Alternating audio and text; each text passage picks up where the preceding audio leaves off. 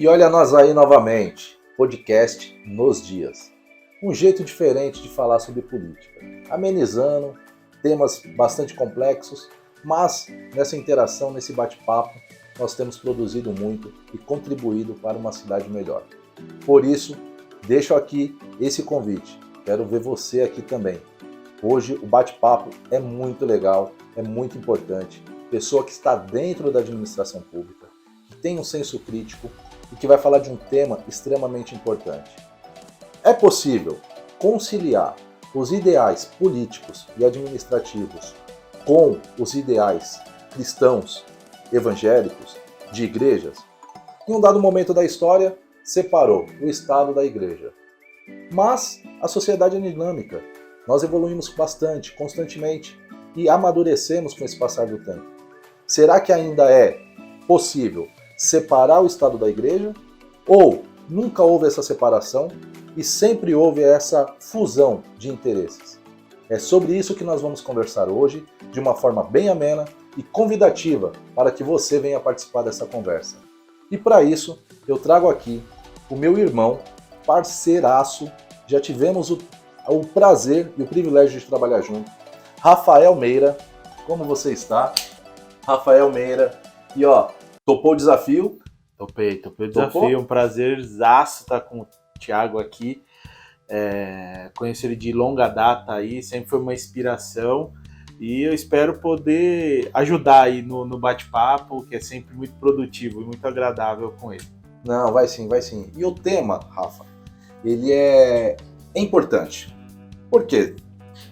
Há quem diga, não pode se discutir, não se pode discutir política, religião e futebol. Legal. Só que não tem como você separar essas coisas da nossa vida, do nosso dia a dia. E não há como se discutir religião. Entrar na esfera pessoal de cada um, isso daí realmente, nós temos que manter uma distância e um respeito. Sim. Só que veja bem, o papel do Estado, ao meu ver, é administrar o interesse público. Sim. Certo?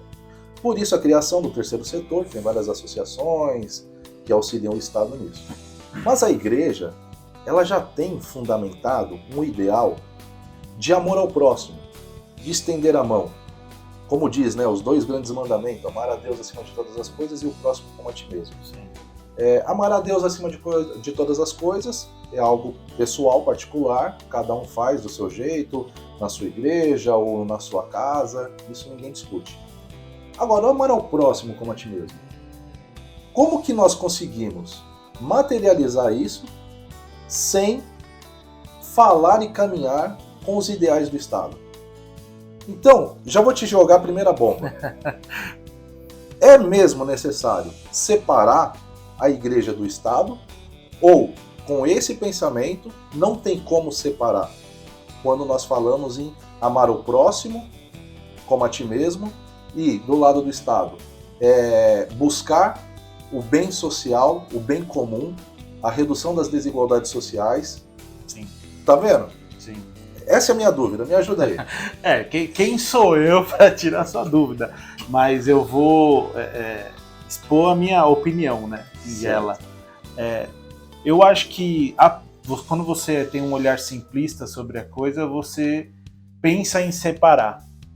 Mas quando você começa a desenvolver um pensamento real, crítico das necessidades, não adianta. A igreja, e quando eu digo igreja, instituição, não uma placa de igreja específica, elas vão se fundir em algum momento. Porque o Estado, ele tem um papel, penso eu sou mais de direita, eu acredito mais na direita, mas eu acho que você tem a parte social que é um princípio cristão, Ao passar do tempo, na vivência, você tem com isso, como você falou, amar a Deus e ao próximo, você tem essa parte de cuidar daqueles que mais precisam. É bíblico isso, Sim. Vão existir os mais abastados e os menos abastados, e a nossa função, na verdade, é ajudar. A nossa função, que eu digo, a função de quem está melhor hoje, que talvez amanhã não esteja, que ontem não estava, é ajudar quem está numa situação mais precária ou que a gente pode colocar aqui numa situação mais delicada, em vulnerabilidade. Então, várias pessoas usam de diversos termos para colocar essas pessoas. Eu acho que o Estado tem esse dever e a igreja tem essa vocação. Eu não colocaria a palavra dever, mas essa vocação. Porque eu acredito que a igreja, as instituições religiosas, isso cristã, você pode colocar qualquer tipo de religião, elas têm esse fundo social, esse espírito social, essa vocação social muito forte no dia a dia.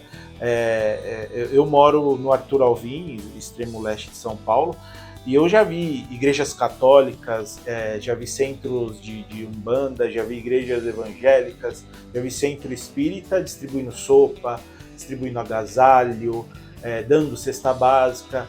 Então, assim, é algo menos burocrático, né? Porque o Estado ele tem, por lei, as suas burocracias, e eu acho que ele chega em pontos que o Estado não consegue, não tem condições de chegar, por uma série de fatores aí que talvez a gente não consiga explicar em um simples momento, assim, numa hora e tal, mas não, sim, é algo mais complexo. Não, é muito complexo e realmente o que você fala é verdade. Porque, olha, você pega hoje grandes instituições e pequenas também. O movimento que eles fazem de arrecadação de alimentos, arrecadação de roupas, período de frio, entrega de sopas, alimentos. Hoje, essas instituições, uma coisa que você falou e é verdade, elas conseguem entrar e chegar onde o Estado não consegue. Por exemplo, no coração de uma periferia, de uma comunidade, não importa de que forma esteja a situação, crítica ou não, vamos falar aqui até de segurança pública, que a gente sabe que é um tema bastante delicado e que muitas das vezes o Estado não consegue atuar de uma forma mais efetiva dentro das comunidades, a igreja ela consegue. A igreja consegue. Curioso, tem uma instituição religiosa que em um acordo, ela fez um acordo com a Secretaria de Segurança Pública e ela construiu diversos templos dentro dos presídios e CDPs, Centros de Detenção Provisórias aqui de São Paulo. Ou seja, auxilia diretamente o Estado, porque um pastor, um missionário, dentro de uma unidade prisional, conversando, trabalhando a mente daquelas pessoas que estão ali reclusas, impede que haja rebeliões, impede o cometimento de crimes. Então, a igreja, ela meu ponto de vista, acho que é importante. Sim, eu concordo. E até você deu o exemplo dos presídios. Eu, quando eu era adolescente, ali nos meus 16 anos, 17, eu tive muita oportunidade de ir na FEBEM, antiga FEBEM, ali no Belém, onde Sei. hoje é o Parque Belém. Ali era uma FEBEM, eu tive algumas oportunidades de ir lá. E a gente ia com o pessoal da igreja, tocava, a gente era jovem e fazia música, né? A parte da música. E o pastor pregava lá. A gente via e conversava com algumas pessoas, a gente não, por orientação do próprio pessoal da administração, a gente não podia ter muito contato direto.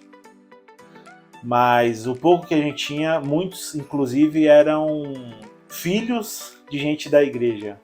E deixaram esse caminho do pensamento ao próximo para ir para um caminho pior, né? Então, e aí eles sempre falavam pra gente que as nossas visitas faziam eles ter um pouco mais de paz, relembrar das coisas que eles deveriam ter feito e que o Estado às vezes não proporcionou, não ajudou, e eles acabaram seguindo um caminho que não deveriam. Então, por isso que eu acho que por mais que alguém tente separar, lá na frente ele vai se fundir. A importância ela vai se entrelaçar, os dois, e eu acho que uma política pública muito importante seria envolver como um todo esses órgãos sérios, né? Os sérios mesmo, porque a gente sabe, como tudo, tem aí quem leve para um outro lado, mas eu acho que tem que ter uma um casamento, vamos pôr assim. Sim. Não, legal.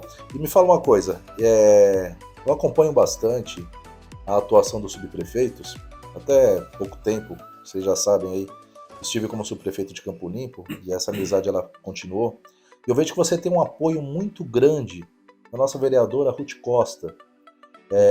Ela se assemelhou muito com o seu modo de gestão, desse seu caminhar nas comunidades, do trabalho do dia a dia, e ela tem te dado um suporte muito grande também, que eu tenho percebido. E é legal essa interlocução, esse caminhar junto entre o executivo e o legislativo. Quando um vereador, o parlamento, ele se aproxima de um administrador, as coisas tendem a ser mais leves e mais produtivas.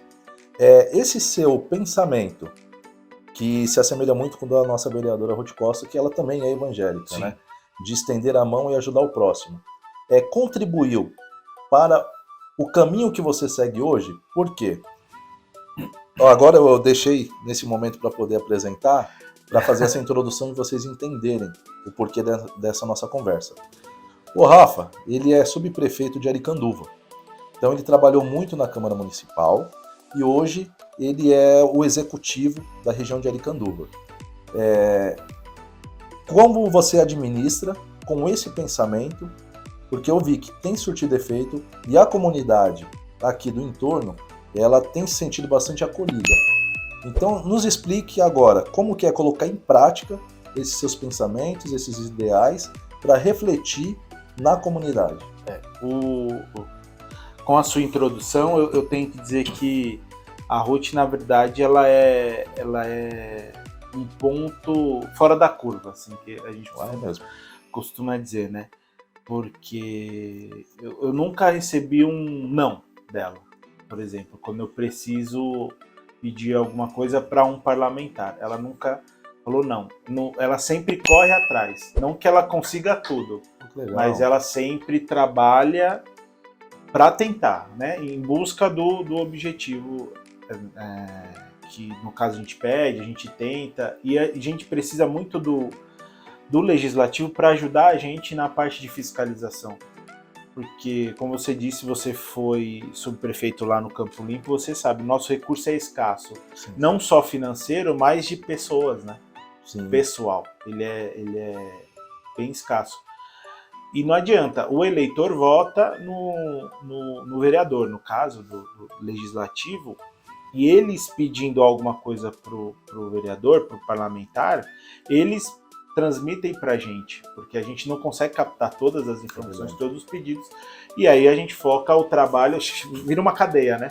A gente consegue trabalhar e focar no ponto que mais precisa na região. Então é aquele nosso cobertor curto, né? A gente vai cobrindo aqui, vai descobrindo, vai descobrindo. E nessa parte, eu confesso que essa parte do social, do cuidar, eu aprendi com ela. Eu aprendi com ela. Eu estava na Câmara Municipal, trabalhando com ela, e então, assim, eu nunca tinha me interessado em trabalhar diretamente com a política. Eu sempre gostei muito da política, mas nunca trabalhei diretamente. E quando ela se elegeu, quando ela veio, ela me chamou para trabalhar na Câmara, eu fui trabalhar, aprendi a parte do legislativo, que é muito legal também, mas é mais burocrático, né? É diferente do executivo. E nesse tempo eu conheci o Bruno, que foi quem me chamou para assumir Aricanduva em 2021, no começo de 2021, pouco antes dele ser internado e falecer. E aí ela liberou, eu fui trabalhar. Então essa parte foi ela que me ensinou, porque ela é líder de adolescentes desde que eu conheço ela por gente. Assim. Que legal. Deve ter mais de 20 anos que ela cuida de adolescentes na igreja. Então ela é psicóloga, ela é psicopedagoga, e ela assim, sempre teve essa vocação, sempre cuidou das pessoas na igreja, dos adolescentes. Então, eu costumo dizer que eu sou um filho dela. Muita coisa eu aprendi com ela. E nada mais a gente tenta fazer do que replicar tudo que a gente aprendeu durante a nossa escola dominical, se é que você me entende, sim. Do que a gente aprende como humanidade e aplicar o executivo, dentro das nossas possibilidades, né? Do que a lei permite, do que os recursos permitem. Então a gente tem atendido a comunidade dentro do que pode, sempre ouvindo bastante. Às vezes não sou eu, mas a assessoria consegue ouvir, consegue receber. A gente tenta sempre estar dentro da comunidade, conhecendo, explicando sempre com muita clareza, muita responsabilidade. E eu acho que essa é a vida do cristão. A gente não vai conseguir resolver o mundo. É verdade. Mas a gente tem que fazer a nossa parte. E a nossa primeira parte é se importar com o próximo, penso eu assim, né? Se importar com o próximo e respeitar. Porque eu acho que quando você sai dando promessa, fazendo promessas, às vezes as promessas que você faz nem dependem de você. E no caso do subprefeito, poucas coisas dependem do subprefeito, né, pessoal? Porque às vezes você pensa, o subprefeito é a representação do prefeito aqui na minha região. Então, se eu pedir, ele tem condições de me dar o que eu quero. E não é assim. Não é assim. Principalmente São Paulo é uma representação mundial. Né? Nós temos o poderio de muitos países. Aí. Massa. Nós somos carro-chefe do Brasil. Então, São Paulo é muito complexa a administração. Então, nem tudo depende do subprefeito. Há um envolvimento de outras secretarias, há toda uma regulamentação específica. Então, não tem como sair fazendo promessa. Tem uma promessa, sim, e essa eu acho que não tem como não fazer. É de empenhar forças e fazer o melhor pela comunidade. Exatamente. E produzir resultados, né? Isso tem como. Mais do que isso, realmente fica muito difícil. E é por isso que o nosso perfil é não prometer. Eu lembro de uma reunião que nós estivemos juntos e o prefeito Ricardo Nunes, ele até falou, olha, o subprefeito ele é o para-raio, então não prometa nada, mas você vai ter que resolver tudo. Não importa se é saúde, se é educação, se é assistência social, você é a representação do prefeito. Exatamente. Então você vai ter que trabalhar para resolver, mas sem promessas. E isso daí eu acho que representa muito o papel do subprefeito. E também ajuda muito quando você tem o prefeito, no caso, né, o chefe do executivo, ele te apoiando e orientando nessa tomada de decisão. Porque é difícil, de repente, se o Ricardo, e não é o caso, se o Ricardo falasse, não, eu quero que vocês vão para cima, tentem promessas, blá, blá, blá, faça a gente ser o que ele não quer, o que ele não é. Né? Ele é muito realista, muito verdadeiro, e ele busca sempre, dentro do que a lei permite, as soluções. Sim, né? Por exemplo, eu vou dar um exemplo aqui. Ele está quanto tempo tentando, né? Que agora eu acho que andou, quanto tempo tentando fazer a ata do asfalto, e o TCM segurando. Só que quem que apanha? É o prefeito. É o prefeito, o subprefeito, apanha muito. E a culpa não é dele. Quem está segurando é o Tribunal de Contas. E eles tentando articular lá, fazer, mudar, até que parece que andou essa ata e parece que a partir desse ano já comece o asfalto melhorar aí na cidade. Sim. E uma coisa que você falou é interessante. Pega aquele cobertor pequeno, aí cobre aqui, descobre ali, e o desafio vai aumentando. Deixa eu agora dar uma cutucada e vocês já sabem do que eu estou falando. Se você estivesse no lugar do prefeito, no seu ponto de vista, olha, São Paulo é muito grande, mas eu acho que daria para melhorar em alguns aspectos. O prefeito está trabalhando muito bem, o secretário está muito bem, mas talvez se mexesse uma peça nesse tabuleiro, daria para resolver uma situação específica, uma coisinha aqui, uma coisinha outra, com esse seu pensamento cristão e tentando reaplicar isso em algo que crítica é importante. A gente fala muito aqui, fala bem até do Ricardo, mas é porque nós trabalhamos próximos e realmente não é demagogia.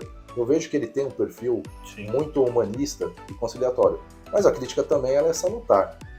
Né? Muitas das vezes você está na fronte ali, não consegue enxergar uma determinada solução, então é importante também, muitas das vezes, ressaltar alguns pontos críticos e apresentar soluções. Então agora eu quero te convidar para o nosso quadro Prefeitando. Momento em que Você vai se colocar na posição de gestor, você vai identificar um problema social e vai ajudar a criar uma política pública para enfrentamento desse problema. Venha conosco e junto com o Rafa para o quadro Prefeitando.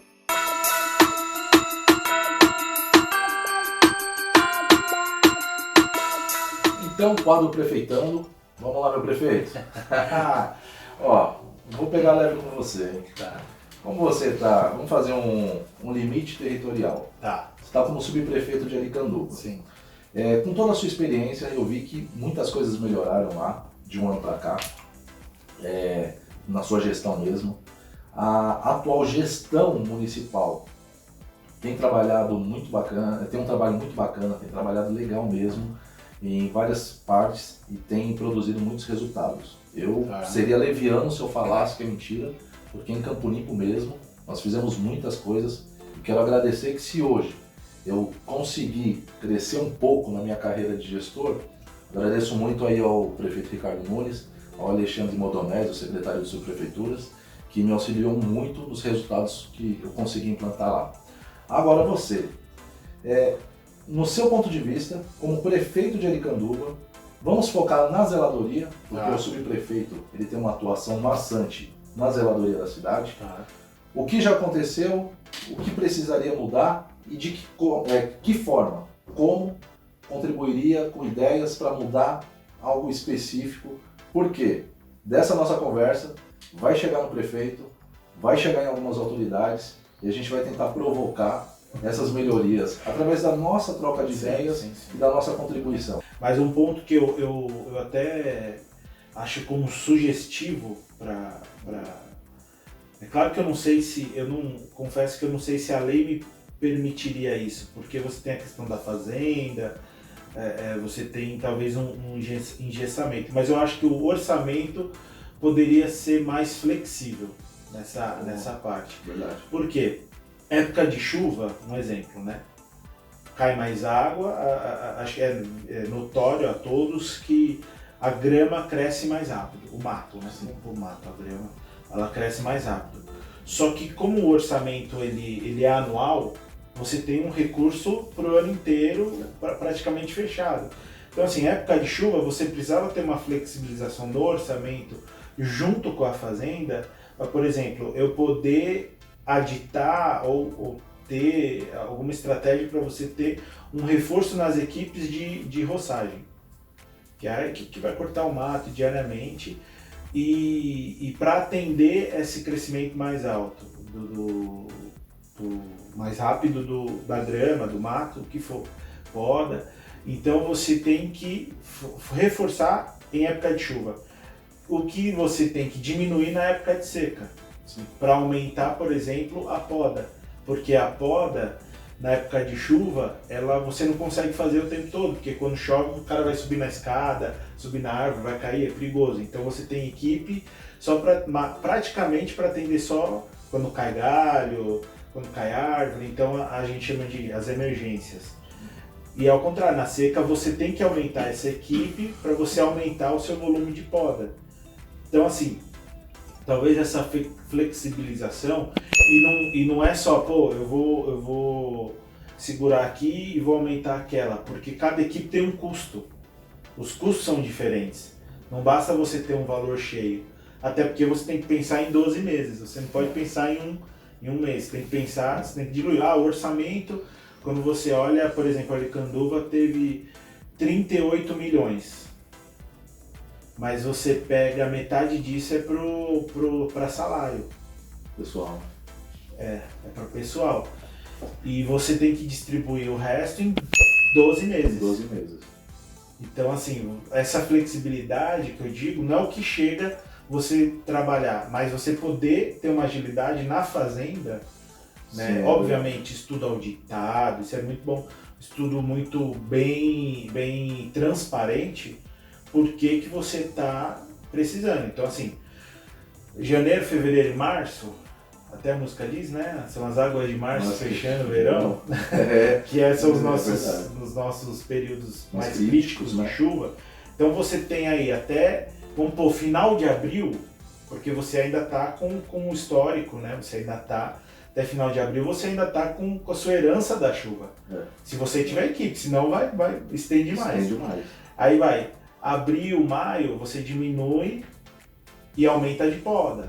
Aí a poda fica com mais equipes até fim do ano, pouco antes de começar a época de chuva, porque aí você vai podando as árvores que na época de chuva você não consegue. Então eu acho que é algo que a legislação poderia permitir, essa adequação junto à Câmara, talvez, não sei, de ter essa flexibilidade, ser um pouco mais fácil você conseguir fazer esse manuseio financeiro, o que a gente fica um pouco engessado. E aí é onde talvez a gente apanhe um pouco mais e é difícil, no local. Porque o trato com a fazenda, eu sempre achei um pouco delicado.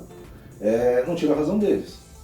Totalmente econômico, tem que economizar, é o erário público. Só que, na outra ponta, para quem está no meio da sociedade, desenvolvendo um trabalho, muitas das vezes o seu orçamento programado, no papel é um, mas na prática é outro. Exatamente. Já teve orçamento que quando chega ali em agosto, já estourou o orçamento. Aí você fica pedindo ou descongelamento, ou suplementação de valor, aí a fazenda não entende dessa forma, não, você foi um mau gestor. E como que assim foi um mau gestor? E às vezes você recebe um orçamento que, vou dar um exemplo, você tem uma equipe de poda, por exemplo, para o ano inteiro, para 33 km quadrados, com 300 praças. Se a gente está falando de praça, fora canteiro central, tudo que a gente... Então assim, não dá conta. Quando você está chegando em um número, você já deveria ter voltado naquela que você fez no começo do ano, que teoricamente seria esse giro aí de 3 em 3 meses, você vai fazer uma manutenção. Mas tem lugar que você não consegue. Dependendo de como tiver as suas equipes, você demora... Isso a gente sabe que o secretário Modonese corre muito atrás, orienta muito a gente, o prefeito também corre atrás, mas é o que a gente está falando, né? É uma questão legal junto à fazenda, é um processo burocrático que é a fazenda. Então é algo que eu acho que é importante, porque a zeladoria, ela é um cartão de visita, né? Você vai buscar pão, você está vendo, você vai buscar o seu filho na escola, você está vendo, você vai trabalhar, é zeladoria, o tempo todo é zeladoria. Cartão de visita da cidade. Cartão de visita. E é aquilo que a gente falou, quanto tempo que o prefeito não está tentando fazer o processo para melhorar o asfalto da cidade? Ele está tentando, né? Buscando aí parece que liberou, mas você vê, não só a fazenda, tem TCM, tem tudo o entorno que talvez a burocracia atrapalhe de você conseguir produzir mais, né, nessa área. Não, sim. É isso aí, pessoal. Isso daqui, vou dar um jeito de chegar lá no Ricardo. Aí, vamos lá, vamos ver se vai sair algo de bom nisso. Mas o quadro Prefeitando tem esse viés, esse é o pensamento. Às vezes você está aí sentado no sofá, na frente do computador, e você tem uma ideia que é interessante, e que não chega. Poxa, os gestores, eles estão com a cabeça a mil. Agora, ele está aqui esse tempinho conversando conosco, mas a cabeça dele deve estar mil, porque tem um monte de problema, diversas situações, sabe? Então, é complicado. E você mandando uma sugestão, vem a calhar, muitas das vezes, com uma situação ali que nós estamos pensando, cara, como resolver isso? Ele falou, olha aqui, uma boa ideia, vamos tentar, vamos colocar em prática, vamos fazer um estudo. E cada região tem o seu problema, né? Sim. Não tem como, por exemplo, tem lugares que a zeladoria ela é menos exigida e precisa de mais infraestrutura. Por exemplo, Aricanduva é uma região muito consolidada. Eu não tenho rua de terra, por exemplo. Sério? Não tenho, zero rua de terra. Caramba! O pessoal até, nossa, não acredito. Cara, não tem. É outro mundo, viu? É outro mundo. Quando você vai para os grandes extremos, né? Para os extremos, tem muita coisa. Então assim, São Paulo não é fácil, né? Você tem várias situações em regiões muito pequenas, porque você põe Itaquera, se eu não me falha a memória, tem mais de 1 milhão de gente sobre o distrito de Itaquera. Aricanduva tem mais ou menos, no último censo, 250 mil. 250 mil. Mas isso tem 10 anos. Então a gente conta com mais de 300 mil. Porque o último 10 anos atrás, 250 mil, quantos prédios não subiram na Vila Formosa, na Vila Carrão, Anália Franco? Então assim, pra gente mais de 300 mil. Então você põe que é maior que muita cidade da Europa, com o PIB de bairro, De né? bairro. Sendo que metade, quando o pessoal vê lá, tantos milhões, mas e o pessoal, né? Não é tudo que vai pra rua, tem a parte do funcionalismo público. Sim. Tem o custo, né, na máquina. E é alto. E é alto, Muito alto. Mas é isso aí, pessoal. Prefeitando, espero você aqui. Faça como o Rafa. Venha nos ajudar a construir uma cidade melhor.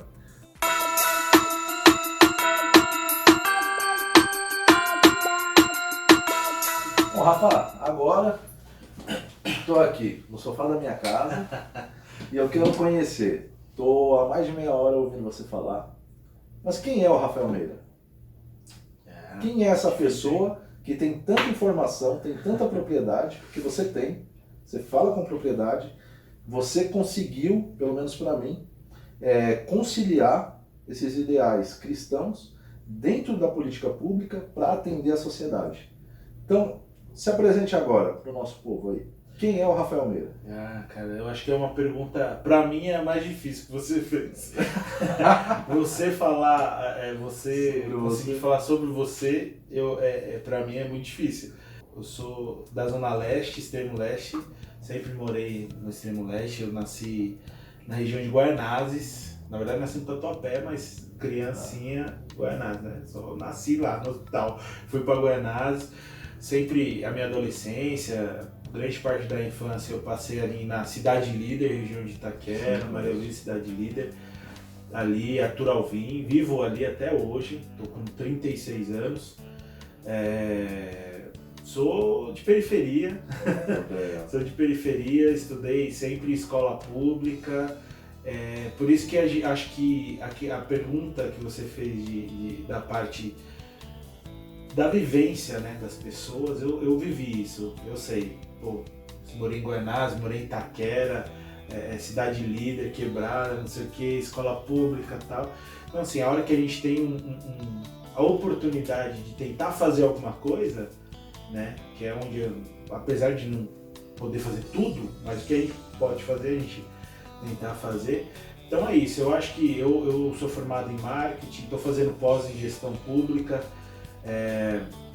Meu pai veio da Bahia, com 15 anos, trabalhar, conheceu minha mãe também, morava em Guaianazes, hoje eles estão mais velhinhos aí, moram no interior, moram em Pedra Bela, chama a cidade, do lado de Bragança Paulista. Conheço. Conhece?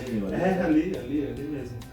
E eu sou esse cara que quer crescer na vida, mas sempre respeitando todo mundo, eu acho que é importante, quem concorda e quem não concorda comigo, eu acho que é importante isso, tentar respeitar todo mundo, tentar crescer pela sua capacidade, não porque você quer derrubar um, quer derrubar outro, isso eu acho que não agrega nada a ninguém, até porque eu tenho meus princípios cristãos, eu acho que quando eu não puder, ou não acreditar mais no que eu faço, eu tenho a coragem de parar tudo e largar. Largar não, né? Ir embora e falar, ó, isso não me dá mais vontade de fazer. Por isso que eu acho que, graças a Deus, eu vejo como uma oportunidade de Deus de ter me colocado onde eu estou hoje. Então, assim, por isso que eu tento fazer dentro das possibilidades, com muito respeito, muita ética, muita responsabilidade, honestidade, transparência, o melhor.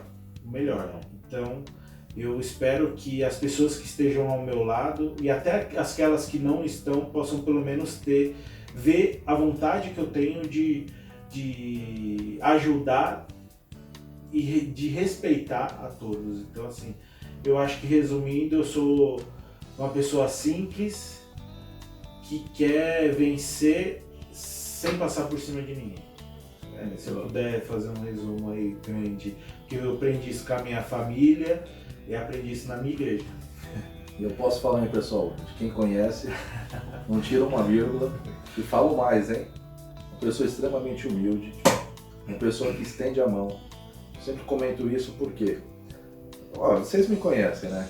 Conhecem minha trajetória, sabe que não consigo ficar parado, a gente trabalha muito, agrega muitos amigos, desperta muitas inimizades, Mas encontrei pessoas no meu caminho que quando eu mais precisei, eu estava na parte de baixo da roda, me estendeu a mão e começou a puxar a roda gigante, a roda subir e me colocar lá em cima novamente. Você foi uma delas, cara. Tamo junto, cara. Você foi uma delas e ó, vou te falar, mundo aleatório, hein? Onde ele mais me estendeu a mão foi numa academia, cara. Eu morrendo, colocando os bofs pra fora, e quando eu olho, ele lá cheio de vida. Olha, tá morrendo, vem aqui. E me estendeu a mão e muito gratificante. Por isso que eu falo que Deus ele está em todos os lugares, não importa onde. Desde que você tenha um coração bom, está ali apto a receber boas energias, bons fluidos, ajuda, e tem uma outra pessoa que está disposta a te ajudar. E foi assim, numa academia me estendeu a mão, aí tava os dois na esteira, ele correndo, a minha tava parada, porque só para fazer média só, mas ali a gente bateu um papo, me jogou para cima. E parece ao contrário, né? Ana!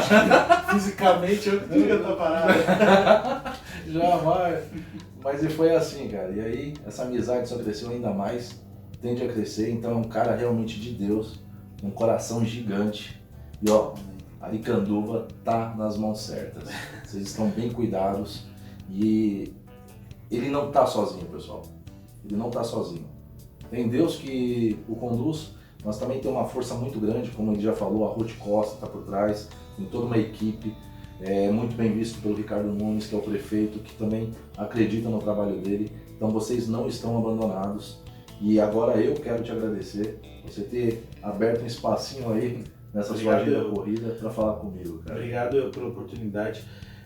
Você falou uma coisa muito importante, né? Nós não estamos sozinhos. O Ricardo, ele sempre tá com a gente, ele sempre tá não monitorando, né? Porque chefe faz isso, monitora. O líder não, ele tá do seu lado. E ele tá do nosso lado, assim.